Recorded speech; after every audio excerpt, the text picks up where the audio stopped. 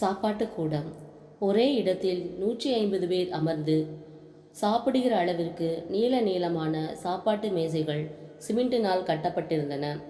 உயர்தர சைவ ஹோட்டலில் இருந்து வரவழைக்கப்பட்டிருந்த சாப்பாட்டை தன் கையினாலேயே எல்லோருக்கும் பரிமாறிக்கொண்டிருந்தான் சூர்யா.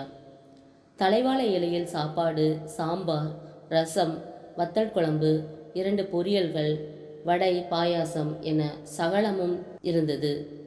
எல்லோருக்கும் உங்கள் கையாலேயே பரிமாறணுங்கிறது சாரோட உத்தரவு. ஜெகதீசனின் கட்டளையை ஏற்று அனைத்து ஏற்பாடுகளையும் செய்திருந்த உதவியாளர் சுகந்தன் சாப்பாட்டு கூடத்தில் ஒரு ஓரமாய் போய் நின்று கொண்டார். பரிமாறிட்டா போச்சு. சுறுசுறுப்பாய் இயங்கத் தொடங்கினான் சூர்யா. எளிமையாய் வெள்ளை வேஷ்டி சட்டையில் வந்திருந்தான். ஜெகதீசன் ஒன்று சொன்னால் சூர்யாவால் அதை தட்ட முடியாது, கேள்வி கேட்க முடியாது. காரணத்தை அவராகவே சொன்னால்தான் உண்டு. தோண்டி துருவியெல்லாம் பதிலை வரவழைத்து விட முடியாது. தங்கள் வீட்டில் இருப்பது 3 நபர்கள். 3வரில் யாருக்கும் இன்று பிறந்த நாள் கிடையாது. டேடியின் கல்யாண நாளும் இல்லை. பின் எதற்காக இந்த அன்னதானம்? ஏதாவது விசேஷமா சுகந்தன்? எப்படியாவது தெரிந்து கொண்டே ஆக வேண்டும் என்று உந்துதலில் உதவியாளர் சுகந்தனிடம் மெல்ல பேச்சு கொடுத்தான். தெரியல தம்பி, சாரைத்தான் கேட்கணும். சார் சொன்னாங்க, நான் ஏற்பாடு பண்ணேன், அவ்வளோதான். சுகந்தனுக்கு கிட்டத்தட்ட ஜெகதீசனின் வயசுதான். ரொம்ப வருடங்களாக கூடவே இருக்கிறார். விசுவாசமானவர். தான் உண்டு, தன்னுடைய வேலை உண்டு என இருப்பவர். வார்த்தைகளை அளந்துதான் பேசுவார். அவ்வளவு எளிதில், அதுவும் முதலாளி ஜெகதீசனின் அனுமதி இல்லாமல் எந்த உண்மையையும் வாங்கிவிட முடியாது. தம்பி, நீங்கள் பரிமாறி முடிச்சுட்டு வாங்க, நான் காரில் இருக்கேன். லேசா தலை சுத்தல். சாப்பாட்டு கூடத்திலிருந்து நகர்ந்தார் சுகந்தன். ஆண் பெண் இன இரு பாலரும் எல்லா வயதினரும் அங்கே இருந்தார்கள். 2 வரிசைகளில் அமர்ந்திருந்தார்கள். பெண்கள் வரிசையில் கடைசி நபராய் அமர்ந்திருந்தாள் அபூர்வா. தலையை குனிந்தபடி சாப்பிட்டு கொண்டிருந்தாள்.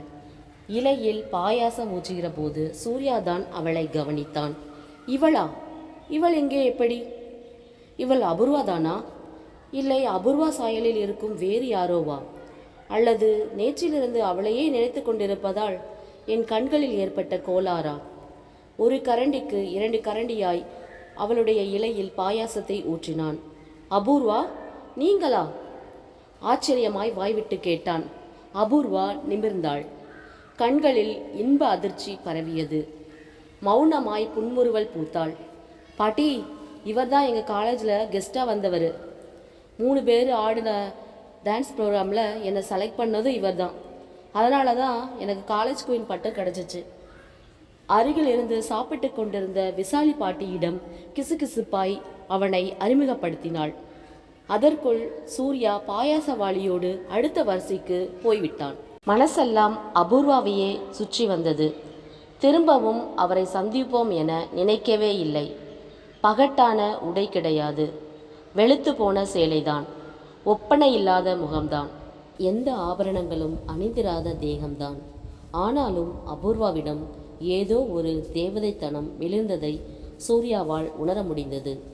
சற்று முன்புதான் மலர்ந்த ரோஜாவைப் போல மலர்ச்சியாய் காணப்பட்ட அவளுடைய முகத்தையே வைத்தக்கண் வாங்காமல் பார்த்து கொண்டிருக்கலாம் என தோன்றியது.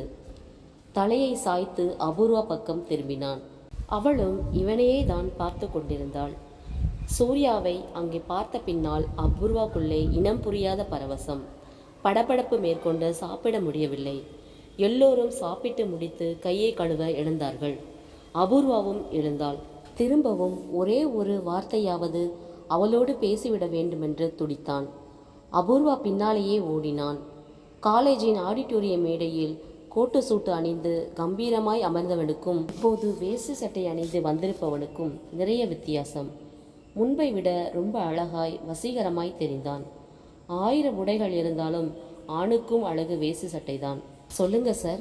கையை கழுவி விட்டு கூட்டத்தை விட்டு விலகி அவன் எதிரே வந்து நின்றாள். என்னை சூர்யானே கூப்பிடலாமே. தோள்களை குலுக்கினான். விரலால் தன் சின்ன மீசையை முறுக்கியபடியே சொத்தப்பல் காட்டி சிரித்தான். ஐயோ, நீங்கள் எவ்வளோ பெரிய ஆள். உங்களை போய் நான் எப்படி பேரை சொல்லி கூப்பிட முடியும்? நானும் சாதாரண மனுஷன்தான். இருவரும் நின்றிருந்த இடத்தில் ஒரு அடர்த்தியான பவள மல்லிகை மரம் இருந்தது. பேசியபடியே யதார்த்தமாய் அந்த மரத்தின் கிளையில் கையை வைத்தான். பூக்கள் பொலபொலவென்று உதிர்ந்தது. சிலிர்த்து போனாள். நீங்கள் என்ன இம்ப்ரெஸ் பண்ணிட்டீங்க. உங்களை என்னால் மறக்கவே முடியலை சார். அபூர்வாவின் கண்களில் கோடி தீபங்களின் பிரகாசம். நான் உங்கள் டான்ஸை சொன்னேன். முறைப்படி டான்ஸ் கற்றுக்கிட்ட கைத்தேர்ந்த நாட்டிய கலைஞர்களால் தான் அப்படியெல்லாம் ஆட முடியும். அந்த நிகழ்வுகளை என்னால் மறக்கவே முடியலை. நாட்டியம்தான் இம்ப்ரெஸ் பண்ணியதா? நாட்டியத்தை தான் மறக்கவே முடியவில்லையா?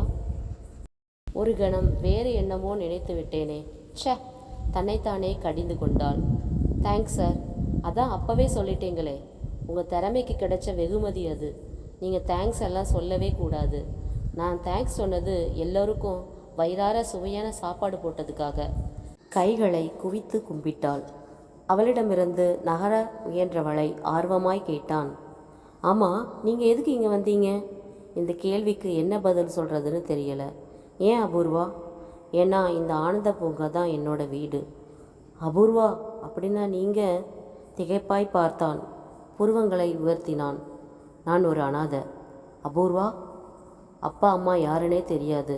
நினைவு தெரிஞ்ச நாள்லேருந்து விசாலி பாட்டி தான் என்னோட உலகமே. அவங்க தான் என்னை காலேஜுக்கெல்லாம் அனுப்பி படிக்க வைக்கிறாங்க. பேச முடியவில்லை. கண்கள் கலங்கியது. விறுவிறுவென்று அந்த இடத்தை விட்டு ஓடிப்போனாள். விக்கித்து போனான் சூர்யா. இந்த கேள்வியை கேட்டிருக்க கூடாதோ? ஏண்டா கேட்டோம்? தன்னையே கோபித்து கொண்டான்.